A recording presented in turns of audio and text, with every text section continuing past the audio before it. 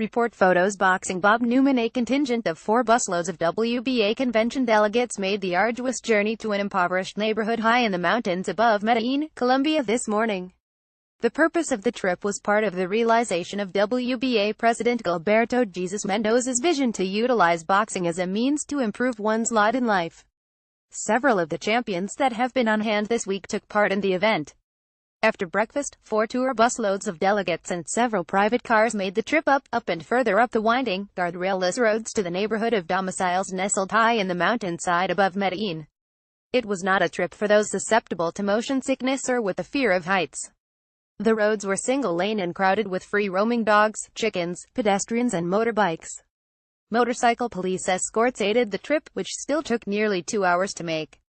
In the end, it was well worth it.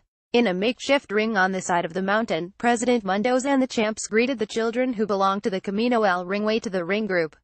The group looks to keep at-risk children busy with physical activities, including boxing training, to make a difference in their lives. The group initially made a presentation to the champs and Mendoza who were up in the ring.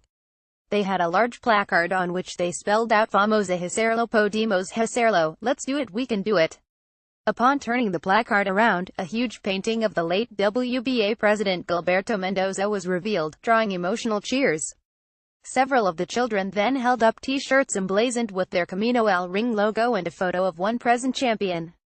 One by one, each youngster brought their T-shirt up to the ring and presented it to the champion whose likeness it bore.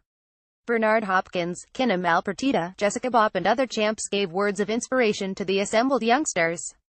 Afterward, champs left the ring and mingled with the children, signed autographs and even gave some boxing tips. Several of the kids asked for autographs of and pictures with referees, judges, anyone who they thought might be a boxing legend.